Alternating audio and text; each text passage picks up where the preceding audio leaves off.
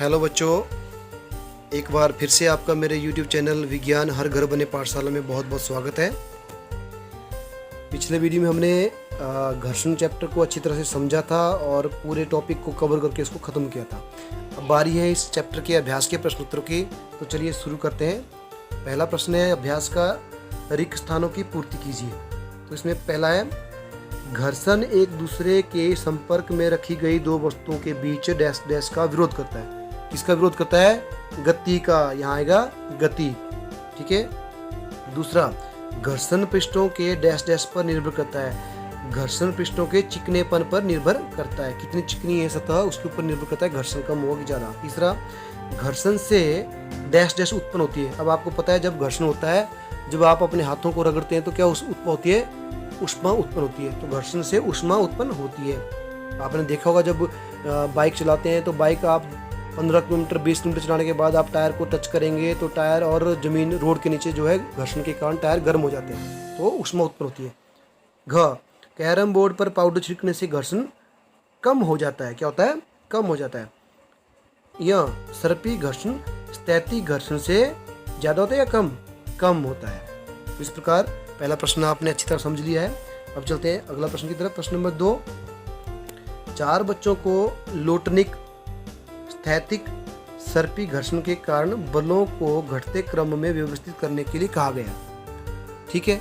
अब उनकी व्यवस्था नीचे दी गई है, उनकी सही व्यवस्था हमें चुननी है। पहला है, मतलब 4 बल हैं, लोटनिक स्थैतिक 3 बल हैं। इन 3 बलों को 4 बच्चों को बोला है कि इनके घटते क्रम, यानी सबसे ज़्यादा कौन सा होता है, उसके कम कौन सा, उसके कम कौन। तो सही क्रम कौन सा देखते हैं? पहला है लोटनिक, फिर स्थैतिक, फिर सर्पी। क्या यह सही है? नहीं। दूसरा है लोटनिक, सर्पिक, स्थैतिक। क्या यह सही है? नहीं। उसके बाद है स्थैतिक, सर्पिक और लोटनिक। बिल्कुल जी हाँ, ये सही है। सबसे कम होता है आपका, नहीं, सबसे ज़्यादा होता है आपका स्थैतिक बल। ठीक है। उसके बाद होता है आपका सर्पी बल, यानी डिसेंडिंग ऑर्डर में सबसे ज़्यादा होता है आपका स्थैतिक बल, फिर होता है सर्पी बल, फिर होता है आपका लोटनिक बल। तो इसमें सही उत्तर होगा आपका ग, स्थैतिक, सर्पी और लोटनिक। तो सबसे कम है लोटनिक, सबसे ज़्यादा स्थैतिक और बीच का है सर्पी। चलिए प्रश्न नंबर 3 की तरफ चलते हैं। प्रश्न नंबर 3 है, आलिदा अपना खिलौना कार में संगमरमर के सूखे फर्श, यानी खिलौना उसकी कार है, आलिदा के खिलौना कार है, उसको सूखे फर्श, संगमरमर के गीले फर्श और सिंपल फर्श पर बिछे समाचार पत्रों पर तथा तौलिए पर चलाती है। कार पर विभिन्न पृष्ठों पर घर्षण बल का बढ़ता क्रम लिखिए। सबसे ज़्यादा घर्षण, सबसे कम घर्षण कहाँ होगा, उसके बाद उसके ज़्यादा, सबसे ज़्यादा कहाँ होगा। हमने इसका असेंडिंग ऑर्डर में इनको लिखना है। तो कार पर सबसे कम घर्षण बल कहाँ लगेगा? पहले आएगा संगमरमर का गीला फर्श, संगमरमर का सूखा फर्श, संगमरमर का सूखा समाचार पत्र और तौलिया। नहीं, ये भी गलत है। दूसरा है समाचार पत्र, तौलिया, संगमरमर का फर्श, सूखा फर्श, गीला फर्श, ये भी गलत है। तीसरा तौलिया, क्या तौली पे सबसे कम होगा? नहीं। फिर समाचार पत्र, संगमरमर का सूखा फर्श, ये भी गलत रहेगा। उसके बाद है घ, संगमरमर का गीला फर्श। जी हाँ, सबसे कम होगा संगमरमर के गीले पे, उसके बाद संगमरमर के सूखे पर। ठीक है। उसके बाद संगमरमर के तौलिए पे और समाचार पत्र पे। तो ये भी मुझे गलत लग रहा है। इसका सही उत्तर है ग बेटा।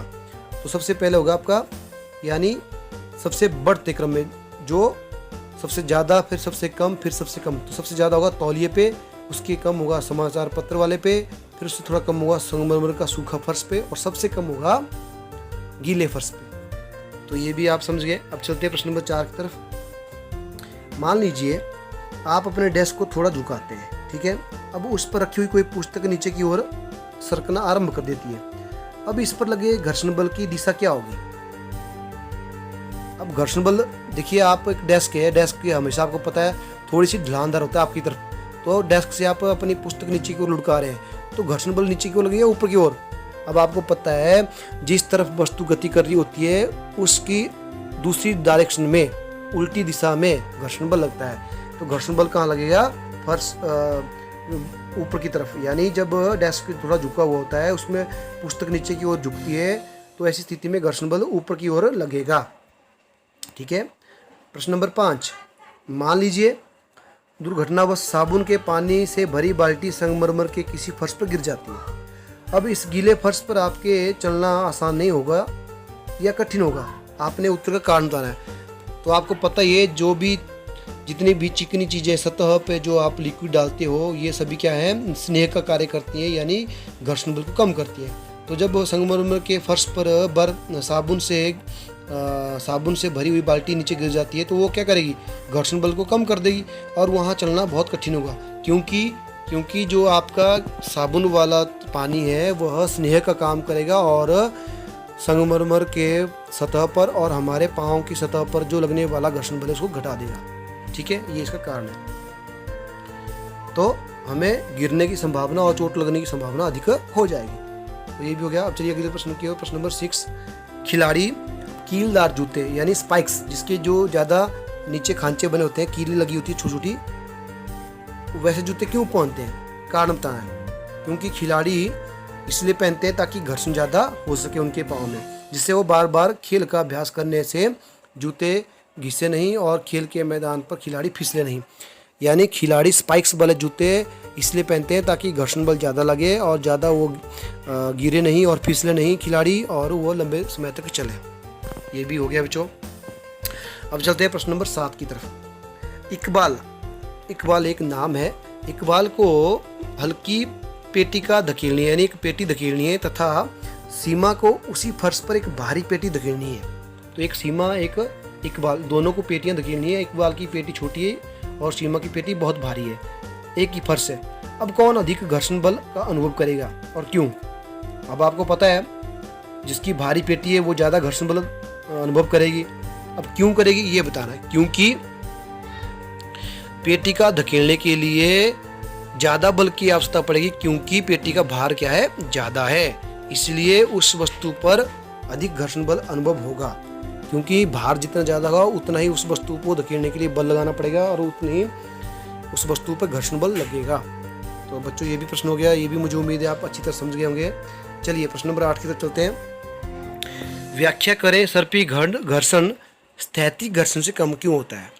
तो अब आपको मैंने बताया है सर्पी घर्षण जो है हमेशा स्थैतिक घर्षण से कम होता है, क्योंकि जब कोई वस्तु गतिमान होती है और गतिमान होने पर वह उसके पृष्ठ के संपर्क के बिंदु को उतना समय तक नहीं मिला पाना जो जमीन फर्श के समय बिंदु को धंस जाते हैं।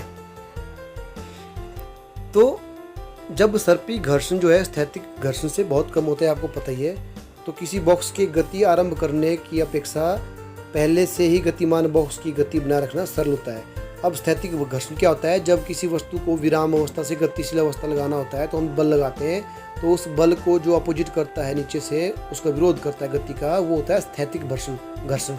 तो जब स्थैतिक घर्षण जो है अधिक होता है, आपको पता है, क्योंकि हमें किसी वस्तु को स्थिर अवस्था से गतिज अवस्था में लाना पड़ता है। जबकि सर्पी घर्षण क्या होता है? जब कोई वस्तु गतिमान है उसको हमें उसकी गति को बनाए रखना होता है, तो उसमें जो है घर्षण कम लगता है, क्योंकि पहले से ही उसमें वस्तु में गति है।